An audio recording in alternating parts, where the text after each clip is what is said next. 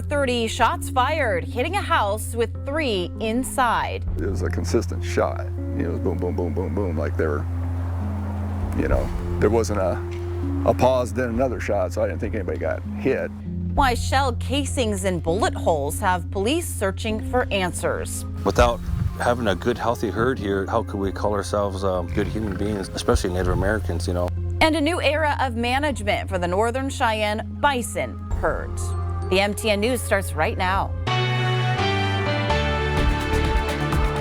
Good evening, everyone. Thanks for joining us on the 4:30 News. I'm Andrea Lutz. This afternoon, the latest surrounding shots fired at a house on Terry Avenue.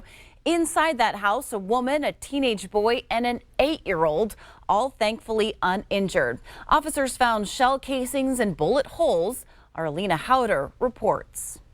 That shooting happened here in the 800 block of Terry Avenue, where police say they found multiple shell casings outside the house, as well as holes in the siding. Neighbors in the area say there have been a number of worrying incidents, and that problems seem to be coming from one particular residence. About 4:43, I heard boom, boom, boom, boom, boom. It sounded like 7, 8 shots. Dan Boyles lived in this neighborhood for about 4 years now and says he's used to the sounds of gunshots. It's happened here few times. But this latest incident hit a little too close to home. Billings police were called to the house directly across the street around 7:30 this morning. House was hit 10 times. There's potential that this is linked to other cases and also gang-related stuff.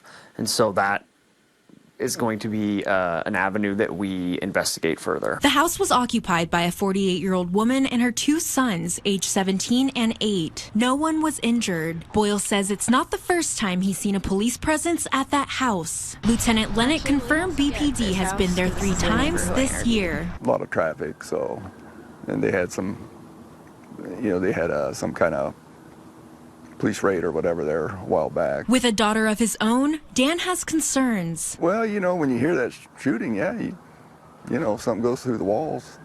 Who knows where it's coming from. So, yeah, that's definitely a concern. In Billings, Alina Howder, MTN News. Well, just blocks away from that, a car exploded Saturday evening, leaving residents concerned. This was the situation near 5th Street West and Miles Avenue. Police say it's the result of a large explosion that happened here. Residents heard an unfamiliar sound and then a loud and jolting boom. And according to neighbors, police had heavy response in that area, officially releasing a post on their Facebook page explaining that officers located a previously totaled vehicle with its back windshield blown out. They do suspect it was from a large fireworks, but police say there's currently no investigation underway. It's a new era of bison management for the Northern Cheyenne. This is tribes across the state strengthen their bison herds, looking to take in more animals from Yellowstone National Park. MTN's Jackie Coffin introduces us to the Northern Cheyenne bison and the man on a mission to save them. On this 15,000-acre pasture southwest of Ashland, you'll find a herd of about 300 bison. They're a mixture of animals that have been here for 40 years, as well as a recent donation from St. Lebray. Determining the genetics of these animals is just one of the goals of the new Bison Management program.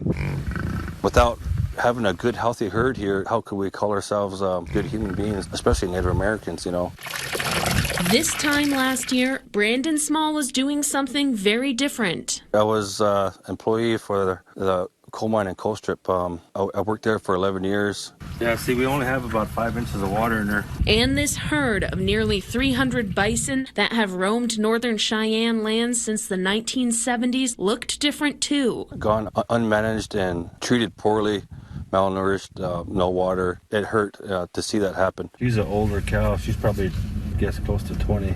On his days off from the mine, Small started studying the animals and researching bison management, looking at the best fencing options and pasture to give the herd structure, leading him to a leap of faith. I think, to me, that's why I wrote the proposal, is because they should be honored and better taken care of than what they had been.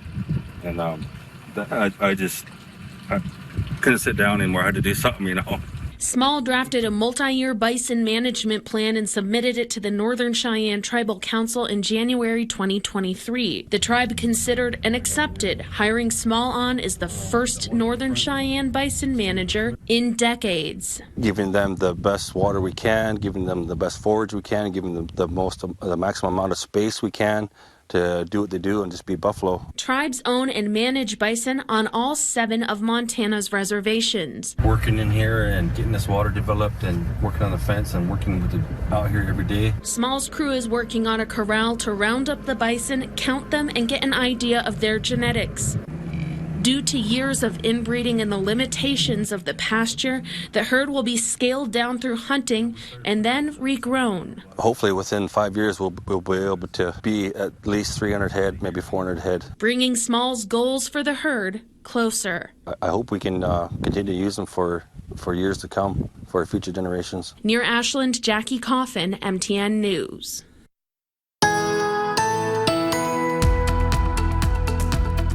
First, I have to say to the folks down in Sheridan, Wyoming, who watch religiously, that today you made it down to 39 degrees. That's the first time it's been that cool in 127 days, and it sets a new record. Your records go back to 1907. But despite those cool mornings, we're still warming up in the afternoons, the warmest of the readings through tomorrow before we start to transition into cooler weather, and that could be followed by rain and mountain snow. Details coming up in a few minutes. The Writers Guild reached a tentative deal with entertainment companies, ending Hollywood's longest labor dispute. The agreement is on pay raises and guarantees artificial intelligence won't interfere with writers' credits and compensation. However, board members still need to vote on the deal. The Actors Guild, that is striking separately, still hasn't reached a deal.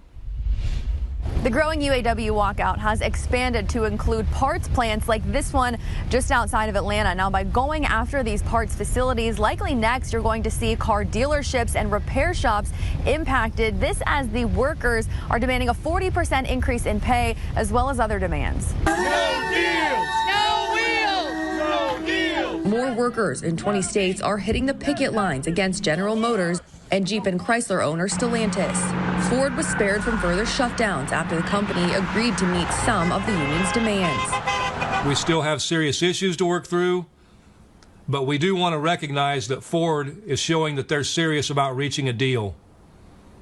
At GM and Stellantis, it's a different story. The strike expansion at 38 parts distribution centers, which began Friday, is aimed at the auto supply chain. The UAW believes these walkouts will trickle down to car dealerships and have a direct effect on drivers and buyers. The hope is that dealerships will in turn pressure manufacturers to end the job action. President Joe Biden and former President Donald Trump announcing they will travel to Michigan this week to support union auto workers. Biden on X said he will join the picket line Tuesday to, quote, stand in solidarity with the men and women of UAW as they fight for a fair share of the value they helped create.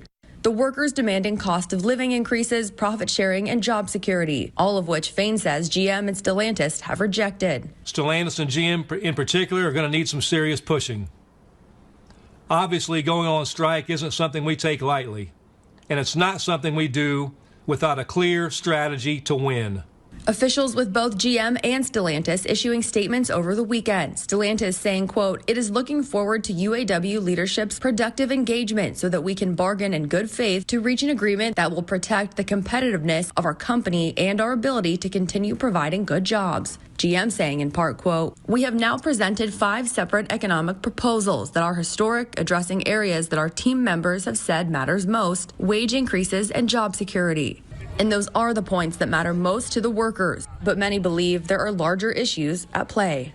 It's tough. When you go from our regular pay now to down to $500 a week, it gets rough. But we all know it's for the betterment of the whole. And just not us as a UAW, but just the working middle class as a whole. So what does all of this mean for you, the customer? Well, experts say inventory shouldn't be impacted in the immediate future. However, it could take longer for parts and repairs. Mara Siriani, Scripps News, Atlanta.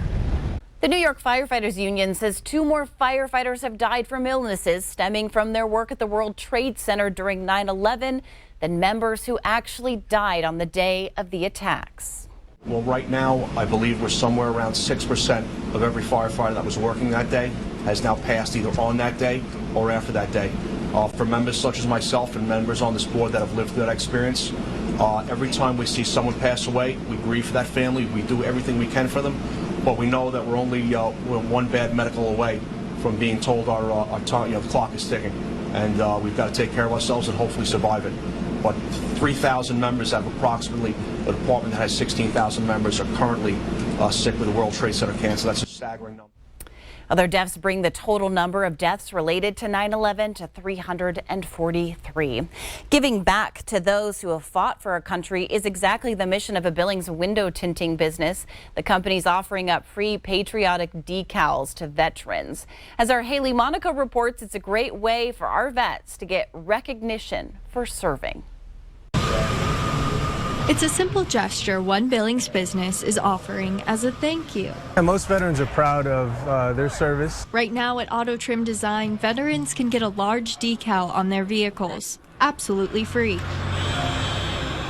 Warrior Wishes Montana set up shop right outside the business Monday. We're hoping to see some good turnout. I'm going to do the back window of my vehicle with a flag.